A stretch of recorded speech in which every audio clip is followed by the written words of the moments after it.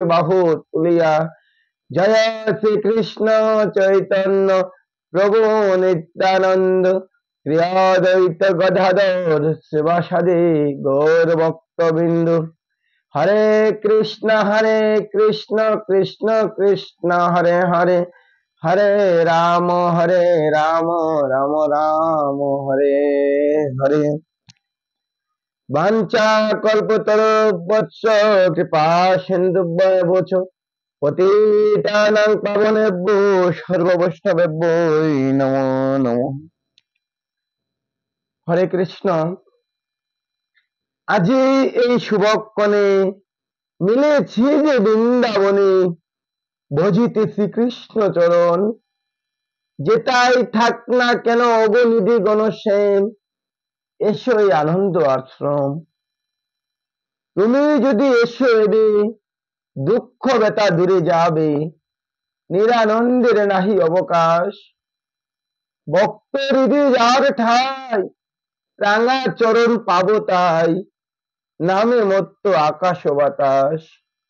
দুলা খেলা সব ফেলে, যে নাম মুখে নিলে, বাসনার থাকে না তো লেশ।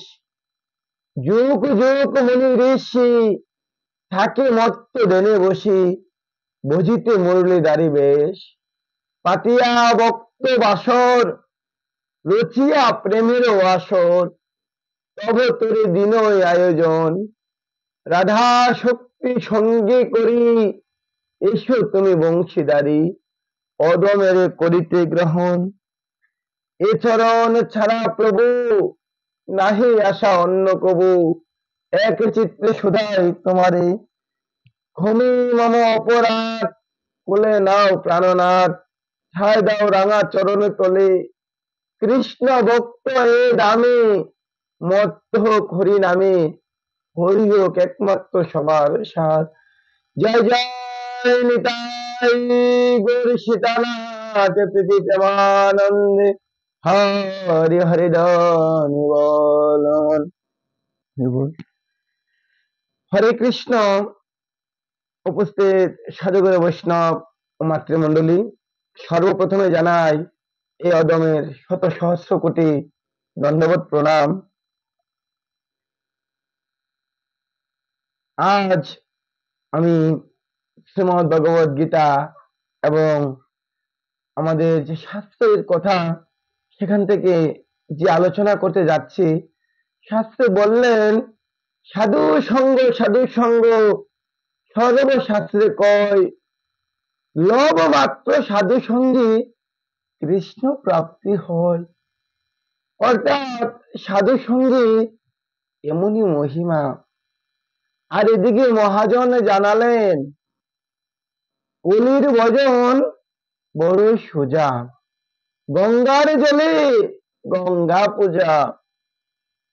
কেননা কলিযুগ পাবন অবতার শ্রীমান গৌরাঙ্গ মহাপ্রভু আমাদের জন্য এমন সহজ সরল পন্থা নিয়ে এসেছে, সেটা হলো যুগ ধর্ম, হরিনাম সংকীর্তন।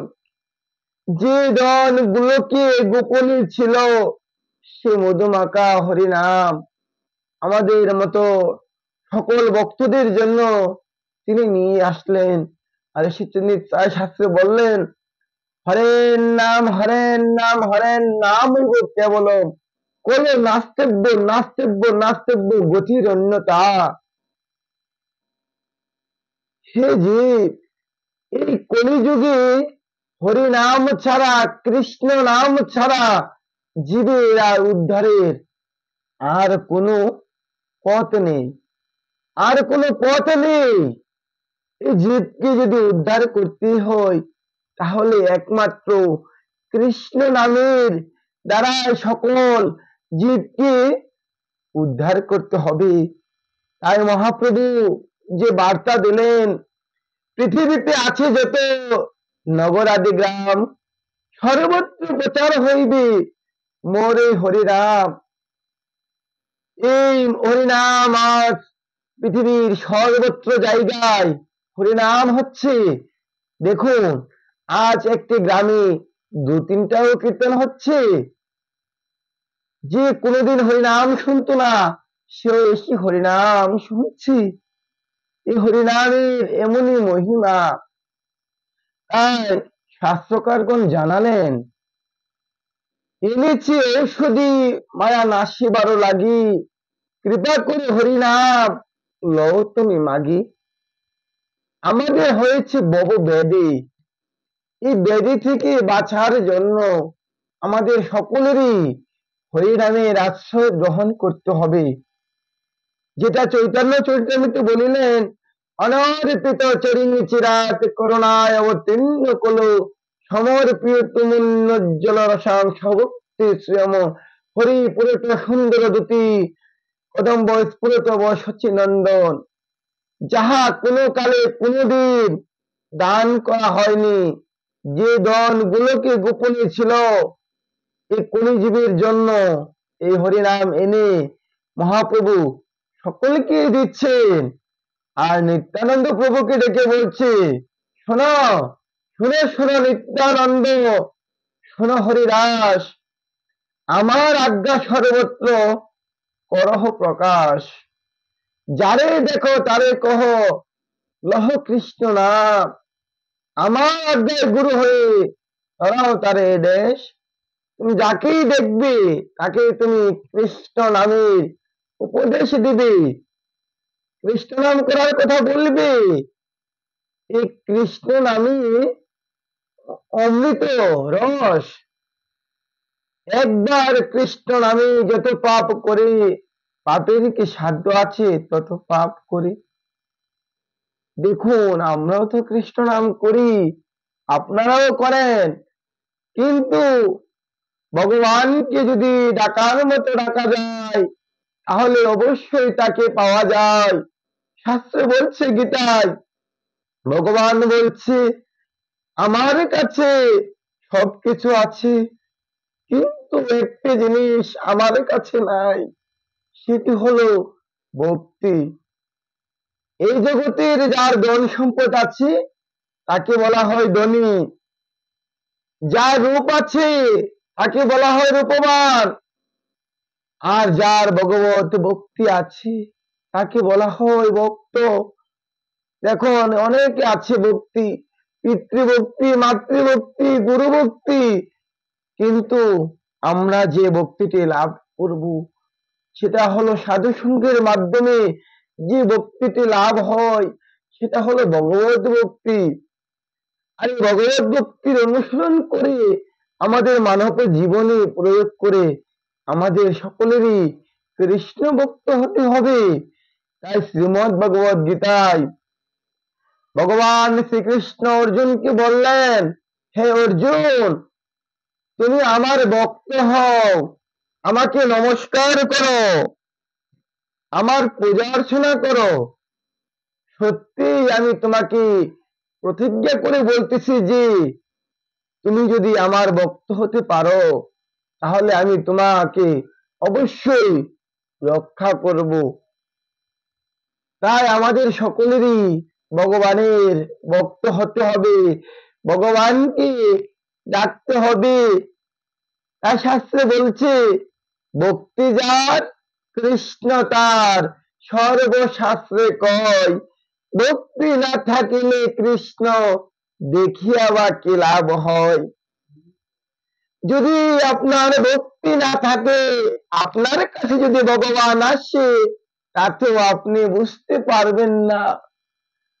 আর যার ভক্তি আছে, যার গৃহে সাধুগুরু বৈষ্ণবরা আসে, ভক্তরা আসে, কেননা অতিথি রূপে তারা মনে করে আমার সে বৈকুণ্ঠের নারায়ণ এসেছে। তাই বলছে, যারা ভগবানের ভক্ত তারা সবসময় তারা ভক্ত জ্ঞান করেন। যেমনটা দেখেছেন, ভক্তের দ্রব্য ভগবান কারে কারে খায়, আর অভক্তের দ্রব্য ভগবান ফিরেও না থাকায়। যদি কোনো ভক্ত ভগবানকে ভালোবেসে একটা ফল বা একটু জল, একটি তুলসী পত্র যদি নিবেদন করে, ভগবান বলছে সেটা গ্রহণ করার জন্য আমি তার কাছে বিক্রি হয়ে যাই। তাই ভগবান আমাদের কাছে তো আর বেশি কিছু চাইননি। শ্রীমদ্ ভগবত গীতাতে বললেন, হে ভক্ত, তুমি আমাকে কি দেবে? ফল, জল, ফুল, এটাই তো তোমার কাছে চেয়েছি। কিন্তু আমরা কলির পাপাচ্ছন্ন জীব, দিন অন্তে একটি বারও পারি না শ্রীমদ্ ভগবত গীতার একটি শ্লোক পাঠ করতে। যদি বলি, মাগো একটি গীতার শ্লোক পড়ো, একটি একমালা কৃষ্ণ নাম জপ করো, বলবে কি সময় নাই, ওরে করব। আরে মা, দেখতে দেখতে তো আমাদের জীবনের আয়ু বেলা চলে যাচ্ছে। এখন না ডাকিলে হরি, ডাকিবে তুমি কোন দিন? তাই বলছে, শিশুকালে কৃষ্ণ বোঝে কৃষ্ণ পাওয়ার আসে, আর যৌবনকালে কৃষ্ণ বোঝে কৃষ্ণ আসে কে বা নাই আসে, আর বৃদ্ধকালে কৃষ্ণ বোঝে যমেরও তরাসে। আমাদের মানব জীবনকে তিনটি কালে ভাগ করে দিলেন, শিশুকাল, যৌবনকাল, বৃদ্ধকাল।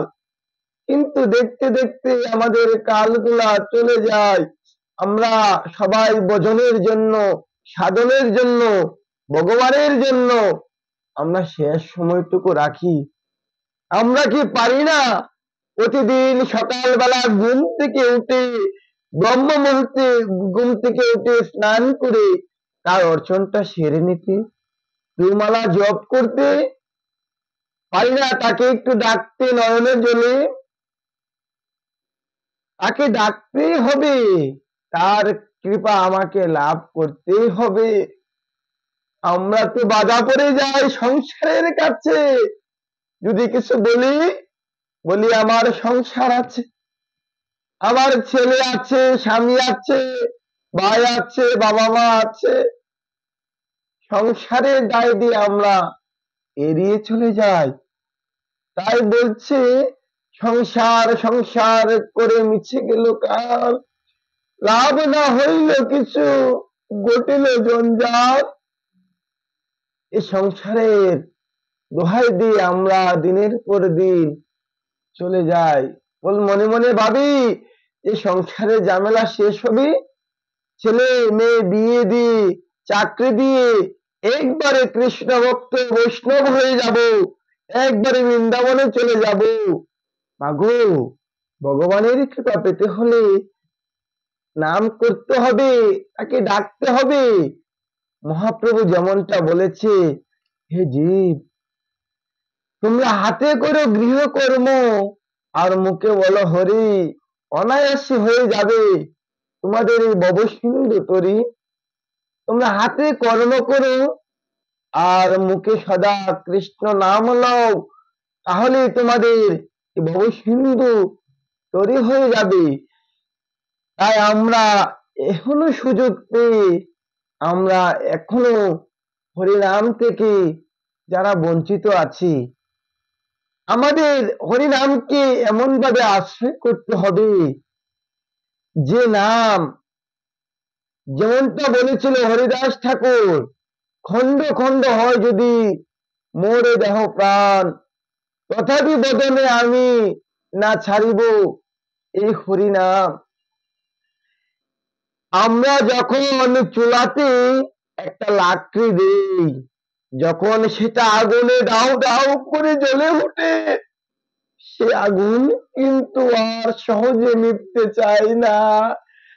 ঠিক তদ্রূপ আমার আপনার যখন হরিনাম করা শুরু করবেন, ভগবানের সাথে এমন একটা সম্পর্ক স্থাপন করবেন যে সম্পর্কের বিনিময়ে আপনি হরিনাম ছেড়ে দিল, আপনাকে যেন হরিনাম না ছাড়ে।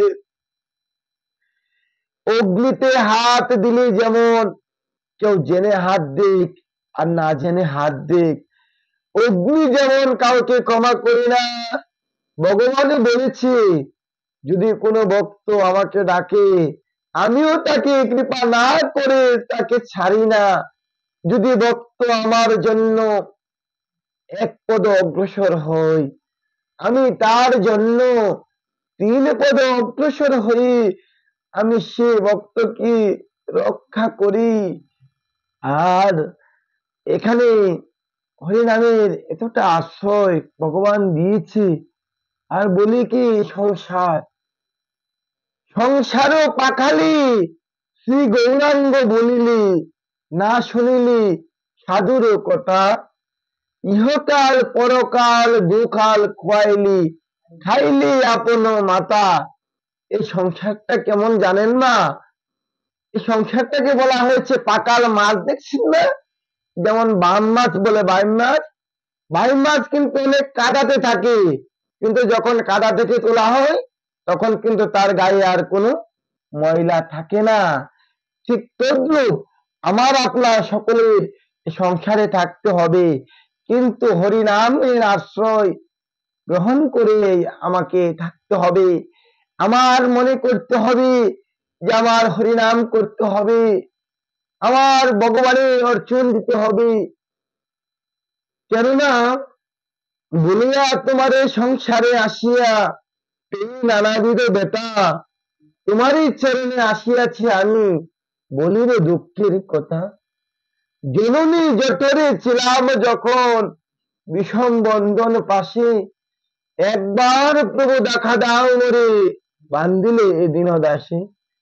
যখন আমরা মায়ের মাতৃগর্ভে ছিলাম, সপ্তম মাসের কালে ভগবানকে কথা দিয়ে এসেছিলাম, হে প্রভু তুমি আমাকে ধরাধামে পাঠাও, গিয়ে আমি তোমার নাম গুণগান করব। কিন্তু ভগবান বলছে, হে যে তুই তো আগেও গিয়েছিলি, যদি পৃথিবীতে যাও তুমি তো আমাকে ভুলে যাবে। তখন ভগবানের কাছে প্রতিজ্ঞা করে বলি, হে প্রভু তুমি আমাকে এমন সুন্দর দুটি হস্ত দাও, যে হস্ত দিয়ে আমি তোমার সেবা পূজা করব। এমন দুটি কর্ণ দাও, যে কর্ণ দিয়ে আমি তোমার মধুমাকা হরিনাম কৃষ্ণ কথা হরি কথা শ্রবণ করব। এমন দুটি চক্ষু দাও, যে চক্ষু দিয়ে আমি তোমার রূপ মাধুরী কানা দর্শন করব। এমন দুটি পদ দাও, যে পদ দিয়ে আমি তোমার হরি মন্দিরে হেঁটে যাব, যেখানে সাধু সঙ্গ হয় সেখানে আমি যাব। কিন্তু ভগবান আমাকে সবকিছু দিয়েছে। যখন আমরা পৃথিবীতে আসি, এসে আমরা ভগবানকে বলে যাই, কান্নাকাটি করি, তখন ভগবান আমাদেরকে কৃপা করে, গুরু রূপে কৃপা করে, বৈষ্ণব রূপে কৃপা করে তিনি আমাদেরকে জানিয়ে দেবে, কোন ভাগ্যে কোন জীবের শ্রদ্ধা যদি হয় তবে তিনি সেই জীব সাধু সঙ্গ করায়। যদি কোনদিন কোন ভাগ্যে বৈষ্ণবের দয়া হয়, কৃপা হয়, তাহলে আমাদের সাধু সঙ্গ হয়। আর এই সাধু সঙ্গ আমাদের প্রত্যেকের বেশি বেশি করে করতে হবে। কেননা আমাদের প্রেমভক্তির মহাজন ঠাকুর নরোত্তম দাস মহাশয় তিনি আমাদেরকে জানালেন, সাধু সঙ্গ অনুপন মার্জনে হয় ভজন। আমরা যদি সাধু সঙ্গ করি তাহলে আমার দেহের আমিত্ব, আত্ম অহংকার, ঘৃণা, লাজ লজ্জা ভয় এগুলো আস্তে আস্তে দূরে চলে যায়। তাই আমাদের সাধু সঙ্গটা প্রত্যেকের খুবই জরুরি দরকার, এবং প্রত্যেকের সাধু সঙ্গ করতে হবে। যদি আমি তো সাধু সঙ্গ নাও করি, পারি গৃহে বসে সেবা পূজা করতে, কিন্তু তাতে আমার অহংকার এসে যায়। আমাদের যে ভজন সেটা মার্জন করতে হবে সাধু সঙ্গের দ্বারা। আর এই সাধুর যেটা বলছে, আমার পরশমণির কি দিব যে তুলনা, পরশমণির গুণে জগতের জীবগণে নাচিয়া গাহিয়া হইল যে শোনা। আপনারা সকলে জানেন যে পরশমণি, পরশ পাথরে স্পর্শ পেলে লোহাও নাকি সোনা হয়ে যায়। তার আমিও আমার মতো পাপী ও যদি আপনাদের মতো শুদ্ধ কৃষ্ণ ভক্ত বৈষ্ণবের স্পর্শ পায়, তাহলে আমার এই পাপী দেহটাও যেন কৃষ্ণ ভক্তে রূপান্তরিত হয়। এই আশীর্বাদ আপনারা সকলেই করবেন, কেননা মহতি কৃপা বিনে কোন কার্য সিদ্ধি নাহি হয়। কৃষ্ণ ভক্তি দূরে রহ, সংসার না যায় ক্ষয়। এই মহৎ ব্যক্তির কৃপা ছাড়া কখনো আমাদের ভগবানের কৃপা পাওয়া যাবে না। আগে আমাদের মহৎ সাধুগুরু বৈষ্ণব পিতা মাতা গুরুদেব তাদের কৃপা লাভ করতে হবে। তাই বলেছে, ব্রহ্মাণ্ড ভূমিতে কোনো ভাগ্যবান জীব গুরু কৃষ্ণ প্রসাদে পায় ভক্তিলতা বীর। এই ব্রহ্মাণ্ড ভূমি ঘুরিতে ঘুরিতে কোন ভাগ্যবান জীব গুরু কৃষ্ণ প্রসাদে পায় সে ভক্তিলতার বীজ। তাই আমরা সেই বীজটা যদি লাভ করতে চাই, আমাদের গুরুদেবের কৃপা অবশ্যই লাভ করতে হবে। সাধু সঙ্গ করতে করতে আমাদের যখন ভজনটা মার্জন হয়ে যাবে, তখনই আমাদের আসবে সেই শ্রী গুরুদেবের করুণা কৃপা। শ্রী গুরুদেবই আমাদের সে ভগবানের কাছে পৌঁছিয়ে দেবে, আমরা যদি তাকে ডাকার মতো ডাকতে পারি। কিন্তু আমরা এখনো মনে করি যে আমার সময় হয় নাই, এখন হরিনাম করব না, হরিনাম করব কখন? বৃদ্ধকালে। তাই বলছে, একেশ পাখিবে দন্ত লড়িবে, সম্বল হবে তোমার লাঠি। কোন দিন? যেদিন আমাদের মাথার চুলগুলা পেকে সাদা হয়ে যাবে, যেদিন আমার দাঁত পড়ে যাবে, যেদিন আমার চোখের দৃষ্টিশক্তি হারিয়ে ফেলবো, সেদিন কি হরিনাম মুখে দিয়ে আসবে বাবা? সেদিন কিন্তু হরিনাম আসবে না, যদি আগে থেকে আমরা হরিনাম না করি। তাই আমাদের সকলের হরিনাম যে ধন মহাপ্রভু আমাদেরকে দিয়েছে, সে হরিনাম আশ্রয় আমরা করব।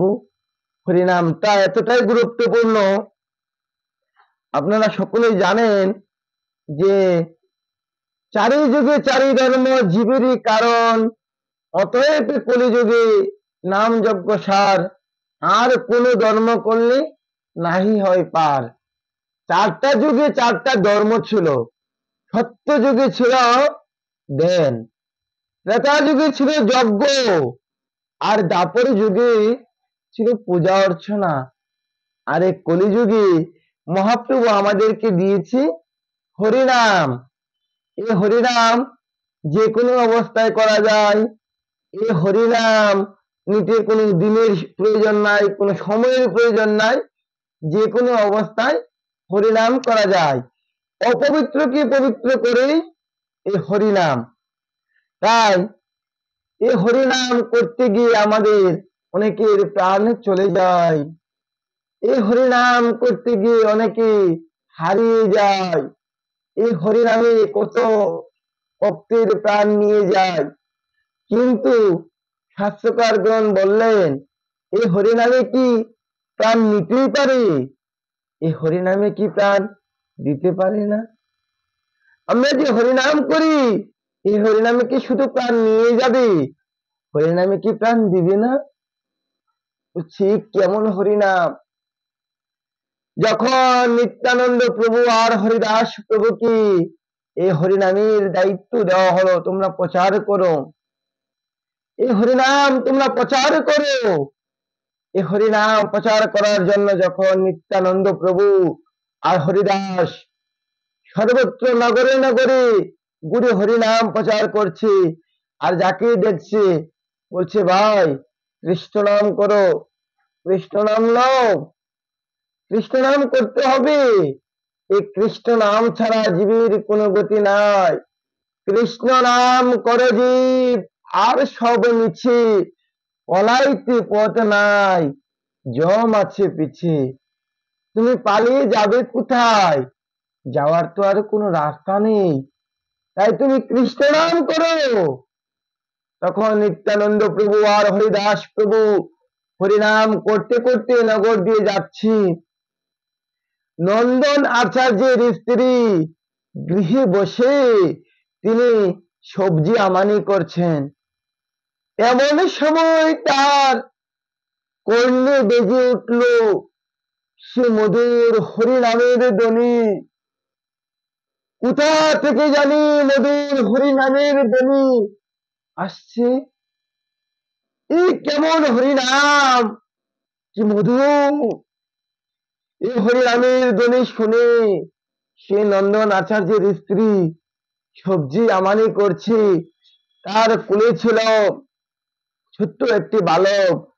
কোলে নিয়ে মা যখন লাউ কাটতেছিল, লাউ কাটতে কাটতে সেই মহাপ্রভুর হরিনামের ধ্বনি শুনে তার বাহ্য জ্ঞান হারিয়ে ফেলল। যখন লাউ কাটা শেষ হয়ে গেল, তার কোলে যে আদরের সন্তান ছিল, তার আদরের সন্তানটিকেও সে লাউ মনে করে কুচি কুচি করে কেটে ফেলল। তার একটু পরেই তার স্বামী এসে বলল, হ্যাঁ পাশানি, তোমার কি একটু মায়া দয়া নেই? তুমি কেমন মাগো?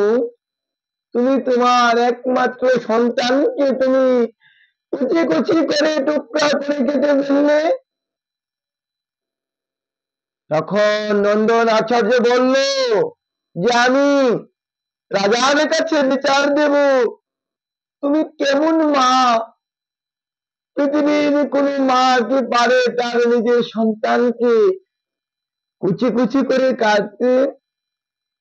তখন তার সহধর্মিনী বলল, শুনো গো, কোথা থেকে জানি মধুর কণ্ঠে কি একটা গানের সুরে হরে কৃষ্ণ কৃষ্ণ কৃষ্ণ হরে হরে, হরে রাম রাম রাম হরে হরে, এমন মধুর সুর আমার কর্ণকুহরে আসছে। আসার পর আমার জানি কেমন হয়ে গেল, আমি আর কোনো কিছুই চিনতে পারতেছি না, কোনটা লাউ কোনটা নিজের সন্তান। যখন তার স্ত্রী বাহ্যজ্ঞান হারিয়ে তার নিজের সন্তানকে কেঁদে ফেলল, এদিকে নন্দন আচার্য বলল, আমি এলাকা পাড়া প্রতিবেশী রাজার কাছে বিচার দেব। তুমি কেমন মাগো, যে আদরের একমাত্র সন্তানকে তুমি লাউ মনে করে কেটে ফেললে, কেমন মাগো তুমি? তখন তার সহধর্মিনী বলল, শুনো, আমি কি এমন মধুমাখা হরিনাম শুনেছি, যে নাম শুনে আমার আদরের সন্তান চলে গেল। হে প্রভু, হে দয়াময়, তোমার এই মধুমাখা কৃষ্ণ নামে কি প্রাণ নিতে পারে? তোমার এই কৃষ্ণ নামে কি প্রাণ দিতে পারে না? প্রভু, তোমার এই কৃষ্ণ নামে কি প্রাণ দিতে পারে না? তখন পাশে দিয়ে যাচ্ছিল নিত্যানন্দ প্রভু আর হরিদাস প্রভু। বলছি, মাগো তোমার কি হয়েছে? বলছি, এদিক দিয়ে সাধুরা হরিনাম করতে করতে যাওয়ার পথে কি যে হয়েছে বলতে পারছি না। তখন বলছে, মাগো তাহলে তোমরা হরিনাম করো, দেখবে তাহলে তোমার মৃত পুত্র প্রাণ ফিরে পাবে। তখন সেই নিত্যানন্দ প্রভু আর হরিদাসের কথা শুনে সে রাজার নন্দন আচার্যের স্ত্রী আবার সে হরিনাম করতে লাগলো। হরে কৃষ্ণ কৃষ্ণ কৃষ্ণ হরে হরে, হরে রাম রাম রাম হরে হরে। যখন প্রাণ ভরে কৃষ্ণ নাম করতে করতে দেখে এক সময় তার মৃত পুত্র প্রাণ ফিরে পেয়েছে। এমনই অনেক বাস্তব প্রমাণ আমাদের শাস্ত্রে আছে। আপনারা সকলে জানেন যে ভক্ত শ্রীবাস, যে মহাপ্রভু যার আঙ্গিনায় নিত্য কীর্তন করতেন, প্রতিদিন কীর্তন করে, বলে প্রতিদিন কীর্তন করে কত আনন্দ পায় শ্রীবাস। আজ কেমন জানি আমার মনে আনন্দ হচ্ছে না, তুই আমার কাছে কি লুকাচ্ছিস, বল না শ্রীবাস। বলছে না। এদিকে শ্রীবাস করে গৃহে গিয়ে দেখি মালিনী দেবী ক্রন্দন করছে। এদিকে তার একমাত্র সন্তান যখন মারা যায়, তখন শ্রীবাস গিয়ে বলছে, আমার আঙ্গিনায় মহাপ্রভু কীর্তন করছে, তোমার যদি ক্রন্দনের আওয়াজ শুনি তাহলে মহাপ্রভুর আনন্দের ব্যাঘাত ঘটবে। তাই আপনারা সকলে জানেন যে যে মহাপ্রভু তো অন্তর্যামী ভগবান, তিনি তো সবকিছু জানেন। বলছি শ্রীবাস, তুই আমার কাছে কি লুকাচ্ছিস? যে শ্রীবাসের একমাত্র পুত্র সন্তানটি মারা গিয়েছিল, সেই সন্তানেরও মহাপ্রভু প্রাণ ফিরে দিয়েছিলেন। বলছি তুমি হরিনাম করো, হরিনামের এমনই শক্তি, হরিনামের এমনই গুণ, কিবা মন্ত্র দিলা গোসাই, কিবা তার বল, জপিতে জপিতে মন্ত্র আমায় করিল পাগল। এই কৃষ্ণ নামের এমনই গুণ, এই কৃষ্ণ নাম আমাদের সকলের করতে হবে, বাধ্যতামূলক। আপনি যে মতেরই হন না কেন, কৃষ্ণ নাম ছাড়া তো আর আমাদের কোনো গতি নাই, গতি নাই, গতি নাই। হরে কৃষ্ণ। এভাবেই আমরা হরিনাম সাধুসঙ্গ করে আমাদের মানব জীবনকে ভক্তির ভাবে আমরা যাতে করে চলতে পারি। কেননা ভক্তি বস্তুটি এমন, যদি স্বর্ণের কলসে হয়, যেমন জল ঢালতে হলে তাকে নত হতে হয়, রূপার কলস হয় তাহলে তাকে নত হতে হয়, আর যদি মাটির কলস হয় তাহলেও কিন্তু তাকে নত হতে হয়। ঠিক তদ্রূপ এই জগতে আমরা ধনী হই, গরিব হই, ব্রাহ্মণ হই, পণ্ডিত হই, আমাদের সকলকেই ভগবানের কাছে নত হতে হবে, আত্মসমর্পণ করতে হবে। সকলে বলতে হবে, কৃষ্ণ তোমার হলাম যদি বলে একবার, ভববন্ধ হইতে কৃষ্ণ তারে করে পার। আর এই কৃষ্ণ ভগবান আমাদেরকে যেমন করে পার করে, আমাদের সকলেরই নামে ডুবতে হবে। এই নামে ডুবলে আমাদের উদ্ধার হয়ে যাবে। যেই নাম সেই কৃষ্ণ ভজনিষ্ঠা করি, নামের শহীদে আছেন আপন শ্রী হরি। নাম ভজ নাম চিন্ত নাম কর সার, নাম দিলে কলিজীবের গতি নাহি আর। তো দেখুন, এই নামের মধ্যে যারা ডুবেছিলেন, সনাতন গোস্বামী, রূপ গোস্বামী, যারা আছে ভক্তরা, সবাই কিন্তু নামের মধ্যেই ডুবেছে। একদিন প্রভু ভগবান নারদ মুনি ভগবানকে প্রশ্ন করলেন, প্রভু তুমি কাঁদছো কেন? তখন নারায়ণ বললেন, হে নারদ, আমি কেন কাঁদছি জানো? এই জগতে এমন একজন ভক্ত আমাকে ডাকছে, আমি তার জন্য কাঁদছি।